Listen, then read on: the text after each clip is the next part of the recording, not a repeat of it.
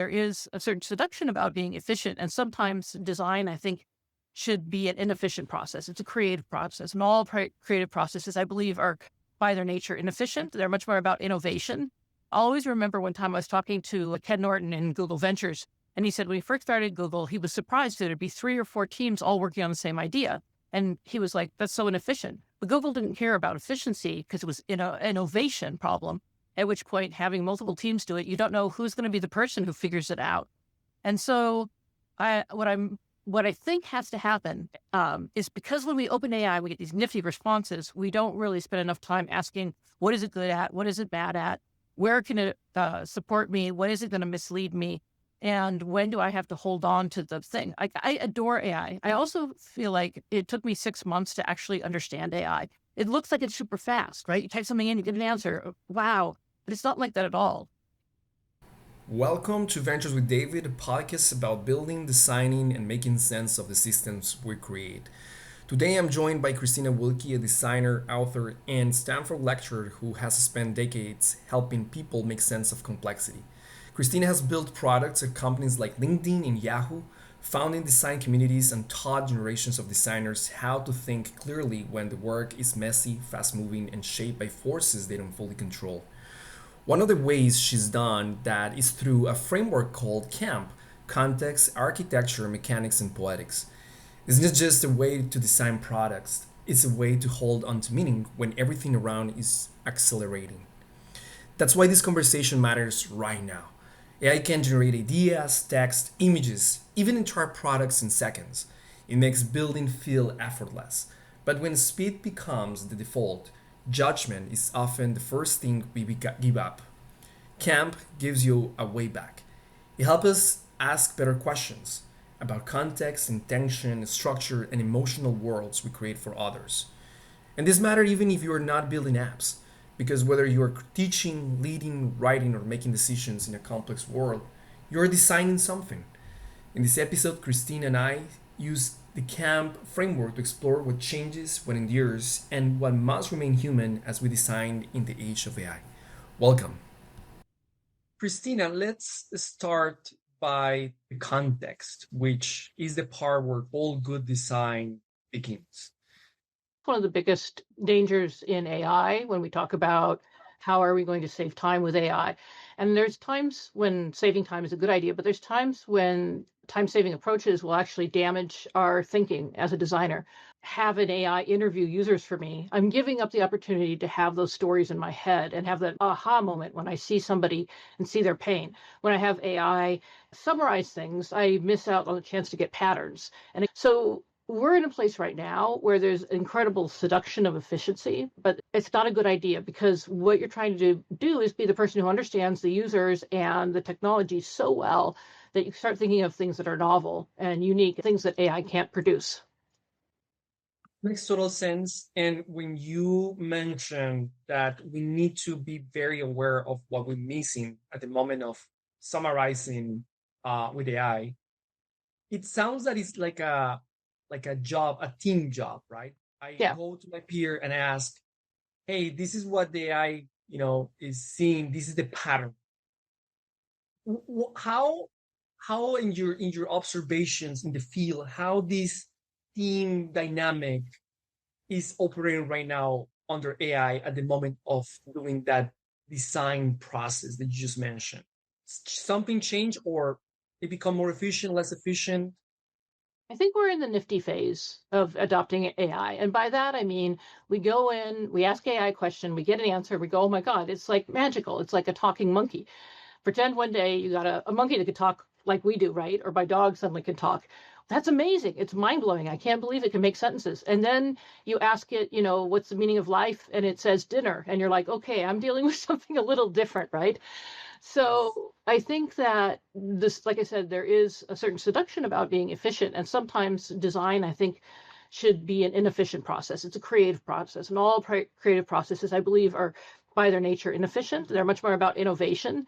I'll always remember one time I was talking to Ken Norton in Google Ventures.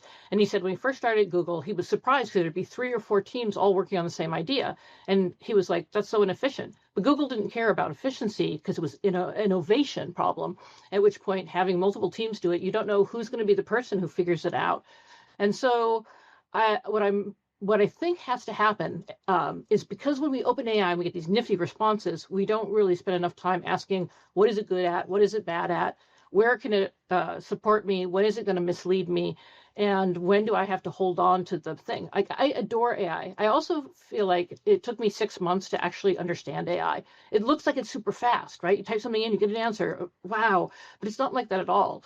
You really have to take the time with a clear goal in your mind and figure out how to make it work for you. Yes, and what scares me of that process of discerning the type of outputs or what AI is doing in our work is that some people put like a blind faith on it. Mm-hmm. AI said this, and this is what we have to do. And in that way, I guess context gets lost. Yes, we talk about the user context, but there's also a technical context that's really important when dealing with AI. We have to spend the time to understand how does this technology work. And designers often don't want to do that because they think that's not part of their job. But I think to design in any medium, you have to understand the medium. I went to art school. I was a painter. I learned to stretch canvases. I really hated it, but I learned a lot about what a canvas can do. Mixing your own pigment seems ridiculous, but sometimes you do it and you get new colors and a new understanding. There, it wasn't necessary, but it was useful. With AI, I think it's necessary and useful because we're in such an early stage with the technology. And so knowing things about the AI, knowing that it's a prediction engine that's making predictions based on tons and tons of information, makes you start to understand that it won't always give you a right answer in the niches where designers are often working, and that it will make something up from other contexts that it has. Context is everything for AI. So being able to put in your own documents, your own information about your company, not taking things for granted, making sure that you understand that it's making guesses. Every response you get is a guess, and some guesses are great. Like if you ask it something that there's a million things on the internet for, like some people use it for medicine, and if you broke a nail and you want to figure out what to do so it doesn't hurt anymore, there's a million blog posts about that. AI will give you a very fast, good answer. But if you ask it about some rare disease, you may not get that information because there's so less information. So and it knows nothing about your context unless you let it. So I think really understanding what is this machine doing is part of the critical aspect of context before you start designing with it. Yes, yes. The fact that we are using this tool so much called us to develop a deep understanding on what's happening under the hood. Yeah, you don't have to know what a transformer is, but you have to know how it makes answers. Right. Yes, that makes total sense.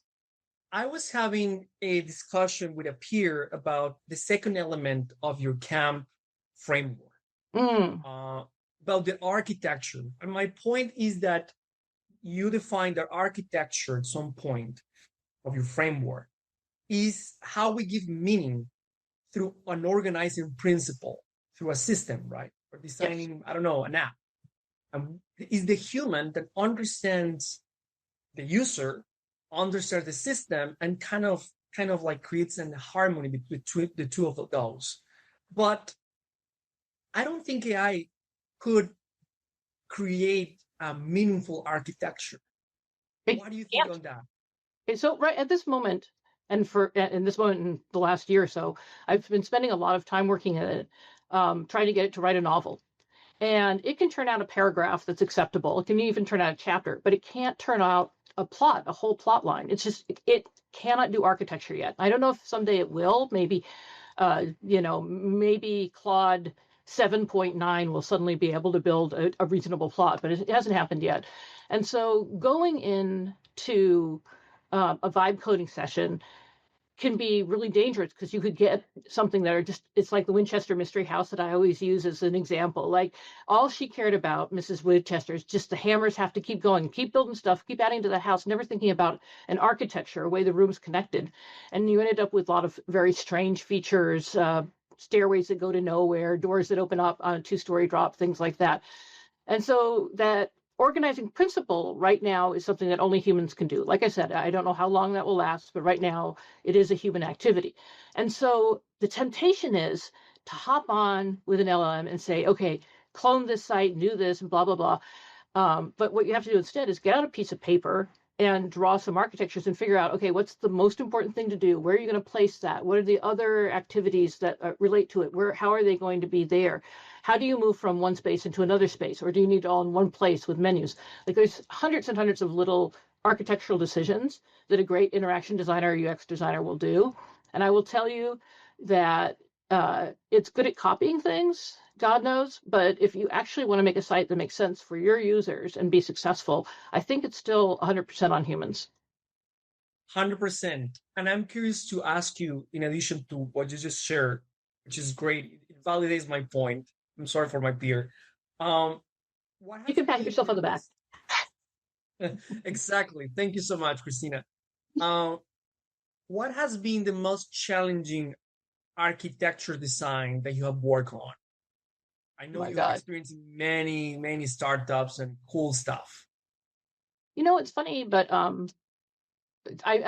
was the product manager for the very first algorithmic based feed on LinkedIn, you know, the stream that's now kind of a nightmare. I guess that's in some weird way my fault, but it wasn't a nightmare at the time. We were just trying to make sure you saw things from your friends, from your connections, your colleagues.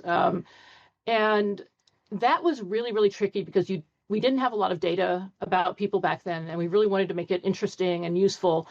And it, working with social networks is really fascinating because you have to understand the technology. Once again, it's a place where you really have to understand how does the technology work, what's its drawbacks, how do you then take all that information, how do you understand the people and how they absorb the information, what information matters to what people, how many different types of basically user archetypes or personas you need.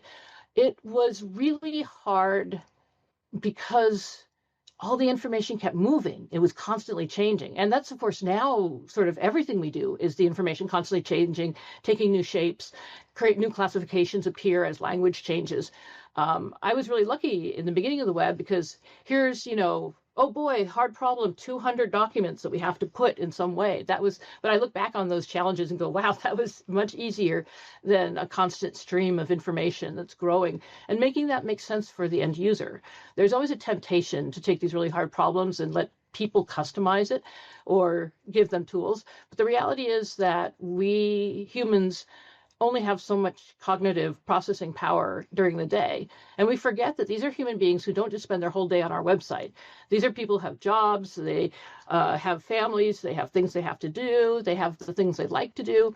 So if you want to be successful with a given application or website, you really have to make sure that you're doing that cognitive processing work for them. You're pre-processing the information. And so when they come in, they just have this wonderful, joyous experience of, oh, there's my dream job if you're on LinkedIn, or, oh, guess what, so-and-so got married. You know, you really have to be, as a designer, it's almost like, you know, information is like deep snow, right? 4 feet of deep snow. And your job as a designer is to walk through it first. So when the user walks through it, it's not as hard. Does that make sense? That makes total sense. And that prompts me to the connection of the concept of attention. You know, all these transformers work with the concept of attention. But what you're saying, as I interpret it, is we need to optimize the attention of the user, right? And now that attention is very connected to how this attention works on these transformers, which is quintessential for, you know, designing well. What about mechanics? So we already cover the context, the architecture, and the mechanics. If I was a designer, I would love this time. It's so fun. It's just insanely fun because what we have is this incredibly powerful engine of making shit up, as I call it, my magical making shit up machine. I apologize if you have to bleep that out or something, but that's what I think of it. But the thing is, we only have one mechanic right now, which is a chat bot, the chat interface. And so this is such a great time to do ad hoc, in the moment interaction design.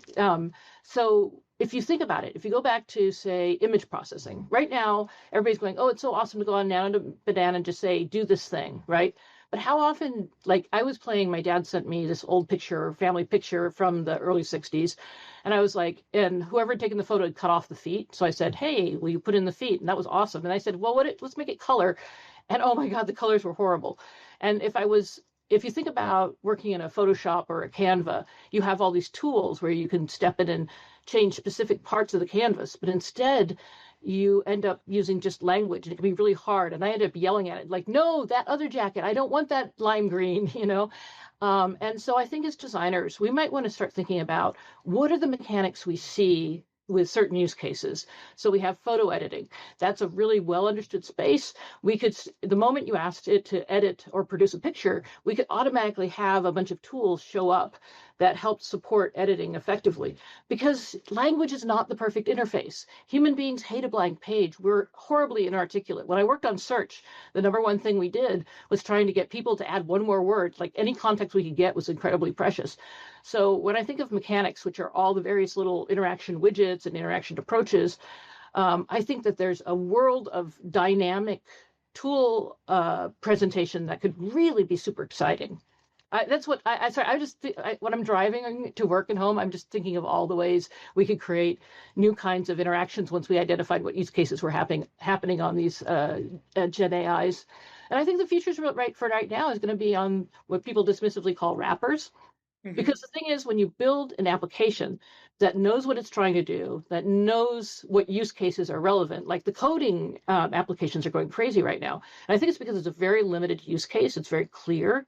And therefore, we can bring in the right mechanics to create a wonderful interface and make sure that everything hangs together in a way that makes sense. And if you look at a Cursor or Bolt or Lovable, it's not just a chat interface, it's more. And I think that's going to be, we're going to see more and more of those use cases, and they will outperform the generic voice interface because it's just too hard. Or Gamma. Gamma's doing terrific for making PowerPoints or presentations.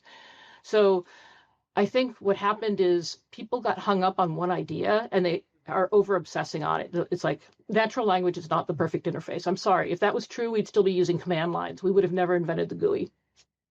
Absolutely. And do you, like a follow-up question based on what you just said is, do you think that we can in some way create, instead of using the language, right? We can use diagrams, generative diagrams, generative design using diagrams. Do you see that trend coming up with what's happening with Canva or Figma or the other one, I always forget, Lovable? Yeah. Do you think that's coming up? I think we're seeing baby steps towards it. It's not fully realized yet, but if I was a designer in any of those places, I'd be like so happy because I think that's super interesting. I think we could end up with a situation where we could be talking to a chatbot and the interface would change so that we had not just a chart, but a chart that you could move the dials on. I think there's a lot of great work that would have been done by Nicky Case, and I'm trying to think of his name. Victor something. Anyway, he does a lot with explainables, and explainables are interactive charts, interactive experiences that help you deeply understand something. So I think there's a lot of space for building things that aren't as simple as a pie chart, but let's take a chart that you could, say, well, what if we pay people more? What other things are going to change? What happens if we pay people less? What if we have a larger team? Just to have all these knobs and levers that would allow us to explore scenarios. I think that's a terrific use case for AI. And I think the people who are going to do it aren't going to be Anthropic or aren't going to be OpenAI. They're going to be people like Canva because they know their space. They understand what it means to make stuff. My bet. That's where my bet is. That's super interesting. And based on the message you just relay, the fact that we can choose still as humans what user cases matter, I think is super, super relevant. It's part of the role of the designer to choose the relevant user cases that actually are going to influence the design. Yeah. How a friend was asking me the following, and I wrote his question because I thought it was perfect for you. How can designers ensure, and it's very connected to what we just talking about, how can designers ensure that systems they build enhance human agency rather than just automate it? There's no surety in anything that we do. Unfortunately, we play team sports, and anytime You play a team sport, you're dependent on your team members. So I think that, but I don't think we should give up either. I think it's very, very important to be able to have conversations about ethical choices. So here at Stanford, as you know, I'm part of the embedded ethics effort, which brings in ethics exercises the same way you'd bring in accessibility exercises, the way you'd bring in graphic design exercises. Is just one piece of your overall puzzle. And by treating ethics as just a normal thing we do, we think about what the consequences are. The hope is to get people who will be out in the field working, who will be asking those questions. The other thing you really have to get good at is having difficult conversations. I think we're in this mess right now politically because we've lost the ability to hear what other people say and talk in a way that's clear for other people. And I think designers could lead the way here, because I think most of our work is, how does this end user think? How does their mind go? And how do I communicate to them in a way that really works? So I think that realizing we already have all these amazing superpowers in the communication department, both and in listening department, because the way we listen to our users, we then have to look at our teammates as human beings that are just as important as our users, and that we need to be able to raise difficult conversations about what will happen. And there's a bunch of techniques you can use, like pre-mortems, etc. But I think the number one thing to get good at is talking about hard things. There's a wonderful book called Difficult Conversations. I recommend it to everybody. That and its follow-up, thanks for the feedback. They're wonderful books, and they give you a lot of practice into entering places where we're scared to enter. I think designers are weirdly passionate about arguing about a shade of blue, but they're not always as good at arguing passionately about an addictive mechanic in a newsfeed, right? And I think getting comfortable with that, just like you get comfortable talking about your work, you should get comfortable talking about the ethical elements of your work as well. I really like that part of your work, Christina, because you don't only focus on design per se, but you understand that design is a human interaction. Yes. And if we're not good at having good conversations, it's impossible to have good design. I want to ask you about probably a common situation, siloed departments, where everyone is looking for themselves. And I feel that in those environments where everyone is so focused in their own problems, it's very difficult to have hard conversation, good hard conversation. Mm-hmm. How have you faced those situations? Yeah, cross the invisible lines, I mean, I'm a big fan of having coffee with everybody, especially when you first started a company.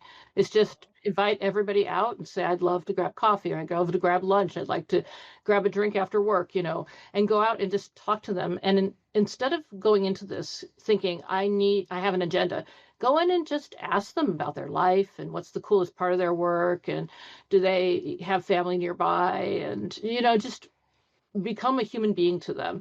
It's interesting because I spend a lot of my time down in Belize, where I have a small house, and Belize is a relationship first culture, which means that if I need my caretakers to fix a leaky faucet, I have to say first, hi, how you doing? Isn't this weather incredible? I know. How's your sister? It's just, you can't just say, hey, I got a leaky faucet. Can you send somebody over to help? It's just not how business is done.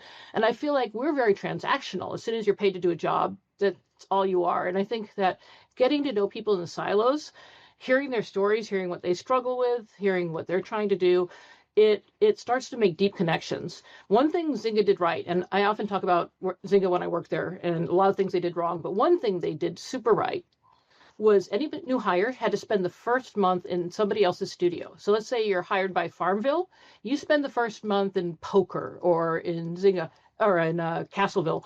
And that way you made all these connections, you learned from that team. So when you went to your eventual team, be it Farmville, you had all these personal connections, all this knowledge, and you could very quickly go, hey, I'm struggling with this. How did you guys solve it? I think the social web of a company is how everything gets done, in my personal experience. So I would say, I hate to use the word network, but again, if you're a designer and you know how to talk to users, just treat everybody like a user and ask questions and listen and ask follow-ups, and you'll be amazed how well it works. Plus, your next job will always come from one of those people. I don't think I get jobs ever through sending in a resume. I always get all my jobs because somebody says, hey, we just opened an opening here. I think you could be a good fit. So I make friends. It's good for you. I guess it's my short version. Absolutely. Yes, Make yes. friends. Yes, just crossing the line and ask questions and make more human work. It's a great way to go. Thank you for sharing that. I think we often want to make the enemy out of the other department. It's very easy to say those damn product managers or those guys down in sales, but they're just people like us. Yes, yes, yes. And sometimes organizations have pernicious incentives that we just Oh God, yeah.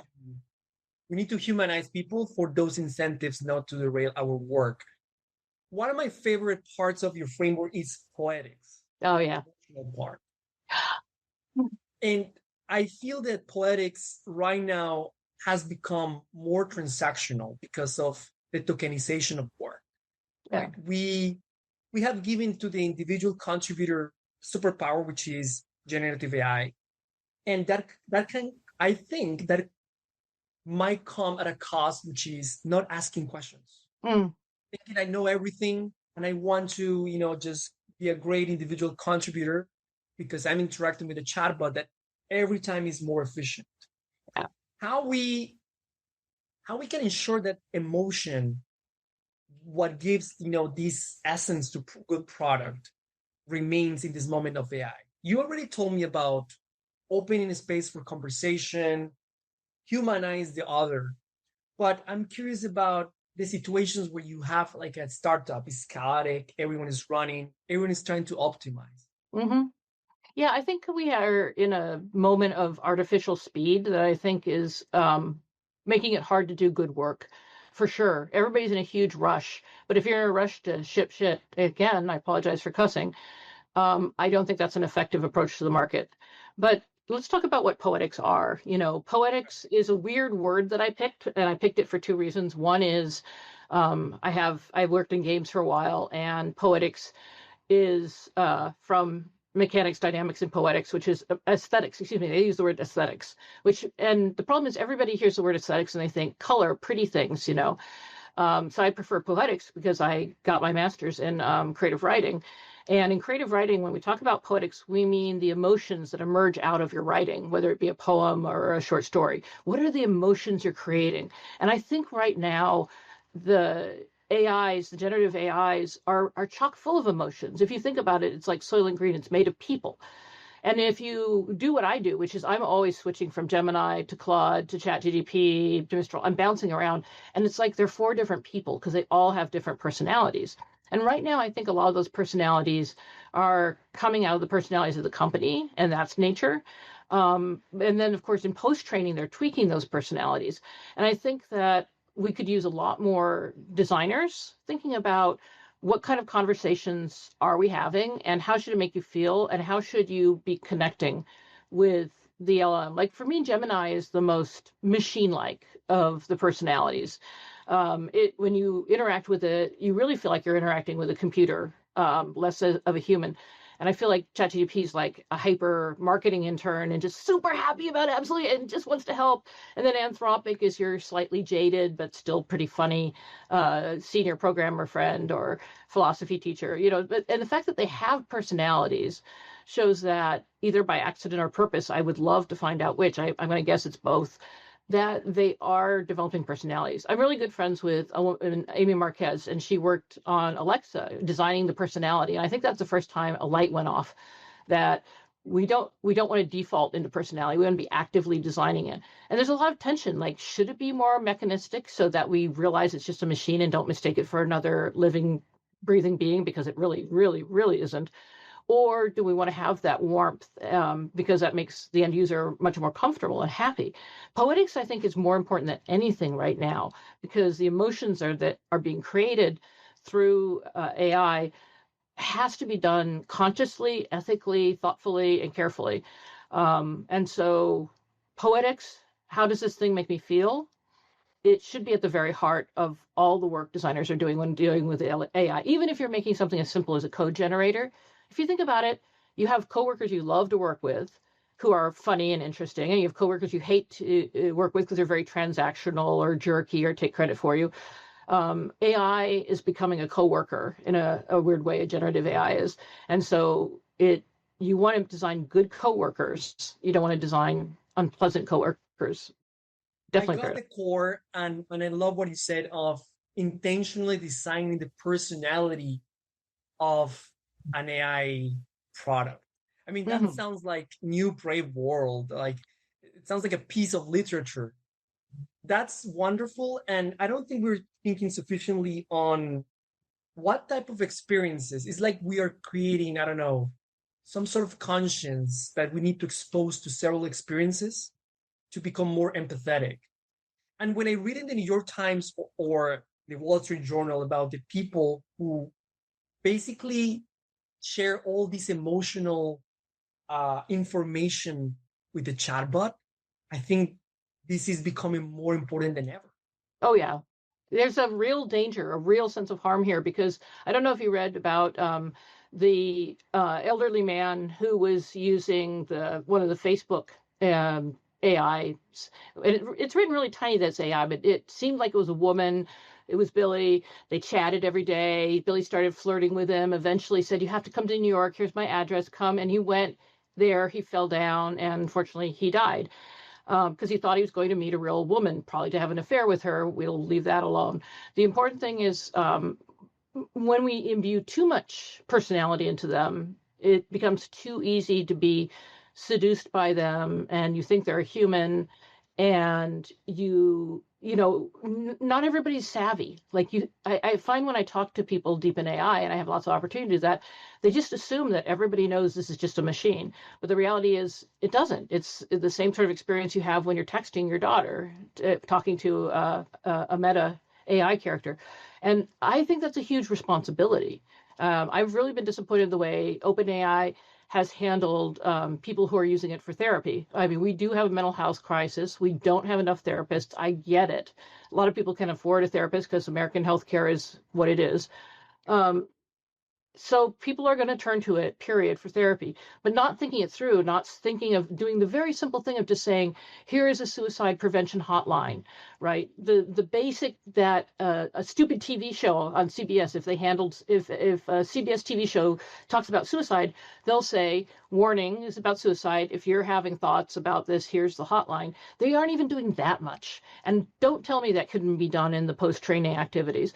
So I really feel strongly that the generative AI companies have got to get better with these use cases that are going to happen and make sure that they support people in the way that people are asking to be supported and more. There seems to be there's no regulation, and I don't think we're going to see any. So I think we have to ask, maybe designers can fight for it. It would be nice. Absolutely. And I think it should be a multidisciplinary problem, right? You need to Yes. involve ethicists, you need to involve sociologists. It's a very complex problem that calls for empathy and very difficult, by the way.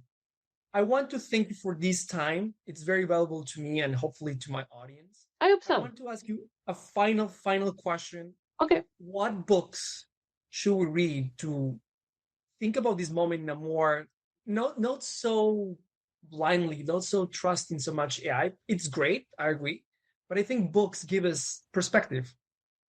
I've been recommending this book to anybody who will listen to me because I'm so passionate about it. But The Empire of AI by Karen Howe is an extraordinary, extraordinary book. I was reading it. And I was like, wow, this book's long. I'm only at, 51%. And then it ended and I realized almost half of the book was footnotes.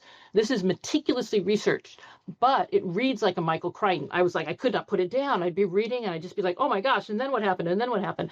And it says it's the story of OpenAI, but it really is the story of what does it take to make an AI. It talks about the communities where the data centers are and the water that the server centers use and the drought that's caused by that. And it talks about the weird sort of semi-cult that's going on with the Silicon Valley billionaires, where they're convinced that the world is coming to an end and they should all move to Mars. It's so fascinating. And it's very rare where I see a book that's so well researched and yet is such a joy to read. And it gives you the best window you could possibly have into what's going on in AI right now, I think. But I love reading. The first book I read was Co-Intelligence by Ethan Marcotte, and that book is still useful if you're trying to think about how can we work with AI as opposed to have AI work to replace us or work for us.